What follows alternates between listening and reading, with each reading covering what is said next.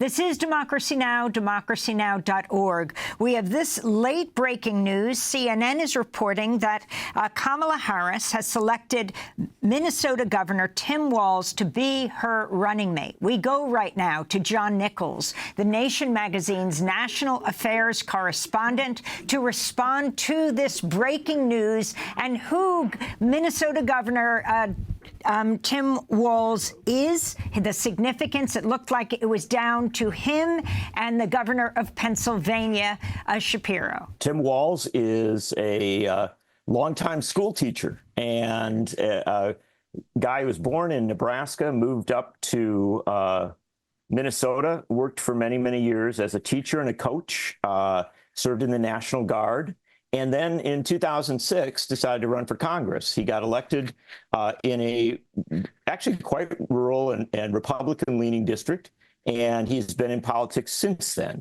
The thing to know about Walz, first and foremost, is he is the current governor of Minnesota and often seen as one of the two or three, perhaps the most progressive governor in the country. And so with Kamala Harris choosing Tim Walz, she has recognized the need to have a progressive from the Midwest on her ticket. It's a significant development and one that I think will be cheered on, and in fact is being cheered on in this immediate moment by a lot of folks in labor, a lot of folks in economic and social and racial justice movements, because Walz has been quite a good friend to them. So talk about the candidates and what you think actually took place. There was Mark Kelly, the Arizona senator, the husband of Gabby Giffords, who was shot in the head in an assassination attempt in Tucson. He's an astronaut. He's a Navy pilot. And also talk about Shapiro, the Pennsylvania governor, because part of the choice here, right, John, part of the significance of this development is, as you have talked about, the campaigns that were run and what Kamala Harris was looking for, which says a lot about, if she were president, how she would govern.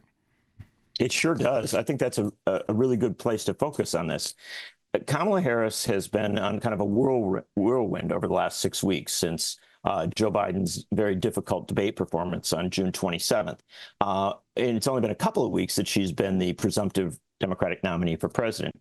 In a moment like that, you can go one of two ways. You can say, boy, everything's so chaotic. I've got to lock in on something immediately and, pick a candidate to run with me and just tell everybody to get used to it. Or you can, I think the much more confident route, say, look, we've got a little bit of time. Let's open this up enough to hear the people who would like to have this role and let them effectively conduct a virtual campaign. That's what she did. And at the start of it, if you'll go back, there were 6 or 7 people on the list, mostly governors, maybe even some other folks who weren't governors, obviously Kelly from Arizona. And then slowly but surely, the candidates kind of came forward. They understood the, if you will, dance that they were involved in. And so they went on cable TV. They made appearances around the country. Some of them really campaigned aggressively, like Andy Beshear out of Kentucky, who went around the country and made appearances. Others were much more subtle, like Senator Kelly. But at the end of the day, everybody communicated what they wanted. They wanted to be in this position as the running mate.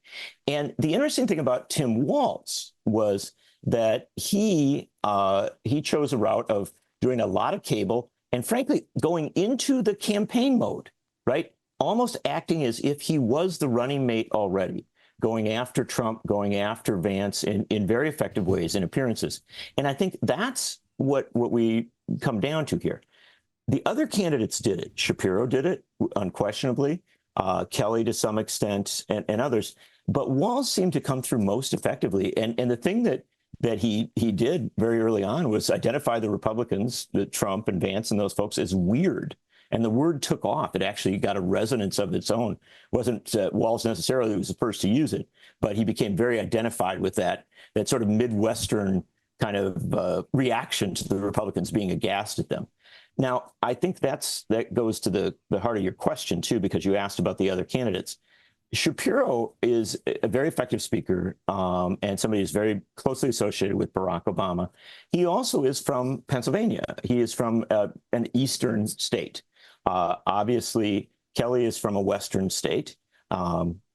Harris herself is from California. And so there's this question, I think, that developed early on. Was Harris going to look at somebody who was from the middle of the country, right, from where a lot of the battleground states are? Now, Pennsylvania is clearly a battleground state, but so too are Michigan, Wisconsin, to some extent Minnesota, and a host of other states. And I think Walz communicated that he could be that candidate, that he could be very effective in that regard. And then the last stage of this campaign, if we look at it as such, was the point at which people started to step up and raise questions about individual candidates. There were questions about Kelly, the senator from Arizona, particularly regards labor, because he had not supported the PRO Act, which is an effort to make it easier to organize. And his failure to support that was noticed by a lot of people in labor and, frankly, progressive groupings. With Shapiro, there were a lot of things that came up, one of which was his very aggressive stance as regards student protests against U.S. policy on Gaza. And a lot of people that thought that he went to a more aggressive position of criticism than some other folks. But another thing that came up that was really strong comparing was, the Palestinian pro-Palestinian protesters or the peace protesters to the KKK at one point. Yes, and that I think that was not only off message, but also something that was noticed, that people spoke about that and with great concern. But that wasn't the only thing. There was also concern about the fact that Shapiro has been a supporter of or sympathetic to vouchers in education. And that's a big deal issue across a lot of these battleground states. And then there were a host of other concerns that came up. And so what ultimately happened, Amy, was that you had the candidates making their positive message, right, their positive point for why they should be in, and then also some effort to point out what might be the liabilities, what might be the challenges if you nominated one of these candidates. And at the end of the day, I think what happened was that Walz was very, very effective in his positive message. And very few people came forward and said, oh, yeah, but he's a bad guy in this, or there's this thing we don't like about him. And I think one of the really fascinating things was the extent to which people who had not been Walz backers early on came to him. And it was fascinating. I had people who had been very ardent backers of Kelly that thought having a former astronaut on the ticket was a great thing. People who had been very ardent backers of Andy Beshear because Beshear had a very strong labor record. People who had been backers of Shapiro because he came from a very important swing state, Pennsylvania. And over time, especially in the last few days, you started to hear them saying, you know, I really like this Tim Walz guy. I saw a video of him. I saw an old thing he did where he signed universal free lunch and breakfast for kids, all these different things. And I think, to be very frank about it, at the end of the day, Kamala Harris saw that as well. And over this period of time, she came to a conclusion that this was somebody she could run with, and also somebody who could contribute significantly to this campaign, because Walz has a very understated Midwestern style, and yet at the end of the day, he has delivered some of the most devastating critiques of the Republicans and of Trump and of Vance. And so I think we saw a remarkable process take place over the last few weeks, and it has ended up with a ticket that was unexpected at the beginning, but very probably the strongest ticket that could have come out of this. John, what isn't talked about so much, if Minnesota Governor Tim Walz and Vice President Kamala Harris become president and vice president, then the lieutenant governor of Minnesota, Peggy Flanagan, becomes governor. Minnesota's 50th lieutenant governor, member of the White Earth Band of Ojibwe, currently the country's highest-ranking Native woman elected to executive office. If you can talk about the significance of this. Well, yeah, this became a big issue in considering all of the different possible contenders, because many of them were governors and many of them had lieutenant governors. And one of the interesting things about the United States is that at this point, the Democratic lieutenant governors across the country are one of the most impressive groups politically. They're multiracial, multi-ethnic, many women coming from all sorts of diverse and exciting backgrounds, frankly, people who really are kind of opening up a different politics. And so there was a lot of talk about, if somebody gets picked, then their lieutenant governor comes up. Peggy Flanagan out of Minnesota has been a longtime active person in Minnesota. She's been in politics. She was chosen to be the lieutenant governor candidate when Walz came up because she was somebody who had risen to the statewide level and had a lot of support and interest in her politically. She is someone who comes from a background, an indigenous background in Minnesota, and that's a big deal because Minnesota has a large number of Native peoples, as do many of the other battleground states. And so Flanagan coming up is an interesting and exciting part of this development. And here's what's really significant about it. She has been a real partner to Walz. They've worked very closely together.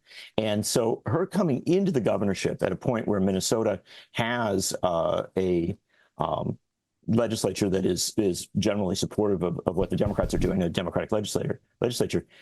She's going to herself be a high-profile governor very, very quickly if indeed Walz becomes the vice president. And for Flanagan, I think I've watched her, I've covered her over the years. She's ready for this. And so we see this fascinating situation where so many things have happened, right? Joe Biden has stood down. Kamala Harris has stood up.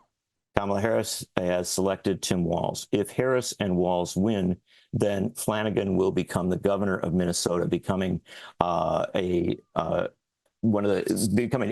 first Native person to be governor of a state, also another woman leading a state with a progressive legislature. And so when you put this whole scenario together, you realize that American politics is changing rapidly. And it's happening in real time. And it all comes back to this amazing 2024 election cycle, which seemed just a few weeks ago to be so narrowly defined, right? It was going to be Biden versus Trump, and an awful lot of people were very disappointed by it. Now, suddenly, it's opening up all over the place. Not only do we have a different ticket coming forward for the Democrats, you also have developments out in the states that are very significant, and Flanagan's movement to the governorship is indeed very significant.